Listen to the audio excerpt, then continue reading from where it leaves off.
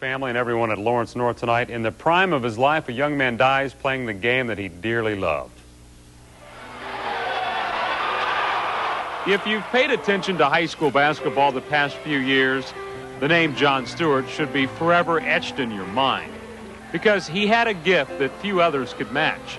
At 7 feet tall, 280 pounds, this young high school player quickly became a star. He dazzled fans with his ability on the court. He was an all-conference player last year. Colleges across the country courted him. Stewart finally signed a letter of intent to play basketball at Kentucky.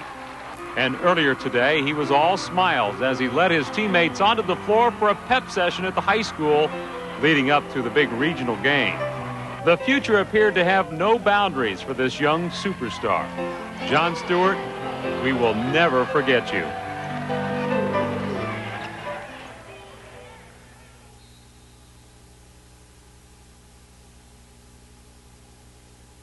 On to, of course, another big story, a tough first day back at class for friends, teachers, and teammates of basketball star Jon Stewart after he died on Friday night. Eyewitness News reporter Rich Van Wyck says dozens of counselors were on hand to help. Outside Lawrence North High School, students made a memorial of Jon Stewart's basketball jersey.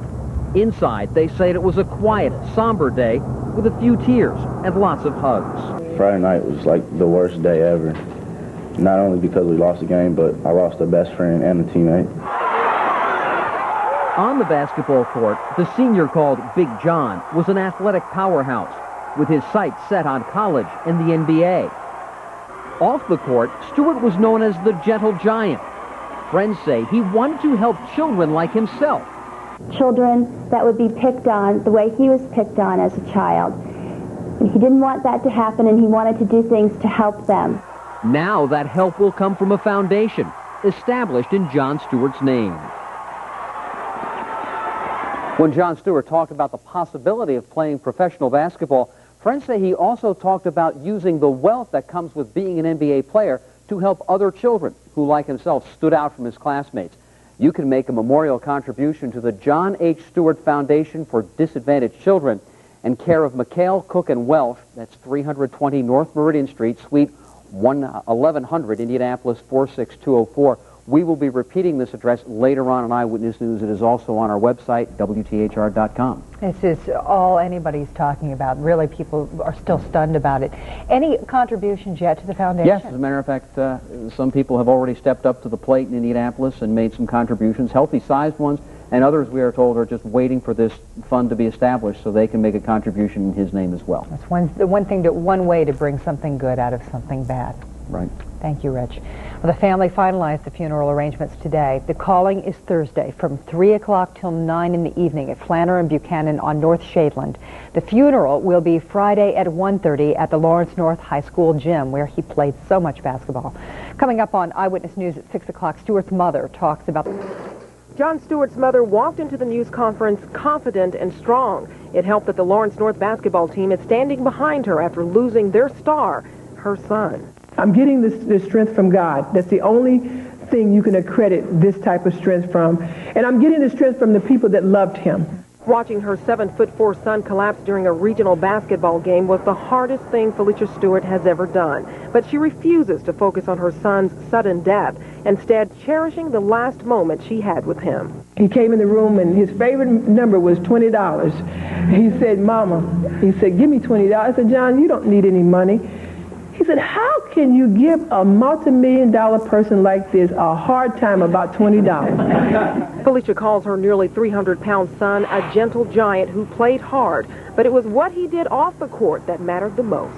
They loved John, and they loved him not because he was a good ball player, but because he was a good person. And I heard someone say to me today, he was a better citizen than he was a ball player. A ball player that gave his all for the team until the end.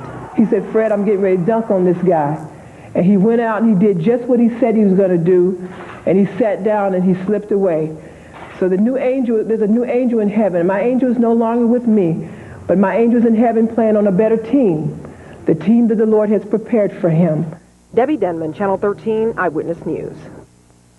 Felicia Stewart says she doesn't want people to remember John as just a great basketball player, but as a better, caring person. At Lawrence North High School today, the flag flew at half-staff, and students made a memorial of John Stewart's basketball jersey. Inside the school, 65 counselors met with students individually and in small groups. Stewart's classmates called today somber and respectful, and a lot of them spent time hugging one another. And I think that the whole school has never really had to face death before, and it's shocking. It's kind of like a numb feeling you don't understand, and a lot of kids just ask why. And counselors say they can't answer that why question either, but they're there to help students sort through their emotions. Now, you can make a memorial contribution to the John H. Stewart Foundation for Disadvantaged Children in care of McHale, Cook & Welch, 320 North Meridian, Suite 1100, Indianapolis 46204. And we will repeat that address again a bit later in this newscast. You know, John Stewart's death is felt not only by high school basketball fans, but throughout the basketball community. Certainly is. College and pro teams also honored him over the weekend. Just before Sunday's game against the Celtics, the Pacers held a moment of silence for John Stewart, who